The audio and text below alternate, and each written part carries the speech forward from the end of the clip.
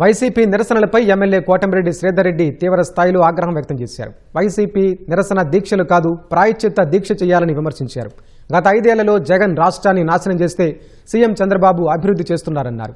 రాజధానితో 3 ముక్కలాట ఆడిన చరిత్ర వైసీపీదన్నారు. రాష్ట్రంలో జరుగుతున్న అభివృద్ధిని చూసి ఓర్వలేక జగన్ డైవర్షన్ పాలిటిక్స్ చేస్తున్నారన్నారు. వైఎస్ఆర్ కాంగ్రెస్ పార్టీ నిరసన దీక్షలు కాదు చేయాల్సింది, ప్రాయశ్చిత్త దీక్షలు చేసుకోవాలా. గత వైఎస్ఆర్ కాంగ్రెస్ పార్టీ ప్రభుత్వం ఈ ఆంధ్ర రాష్ట్రాన్ని అన్ని రకాల సర్వనాశనం చేసి వ్యవస్థల్ని భ్రష్టు పట్టించిన తన సమర్థ నాయకత్వంతో చంద్రబాబు నాయుడు గారు ఈ రాష్ట్రాన్ని అభివృద్ధి పదంలో ముందుకు తీసుకుని పోతున్నారు.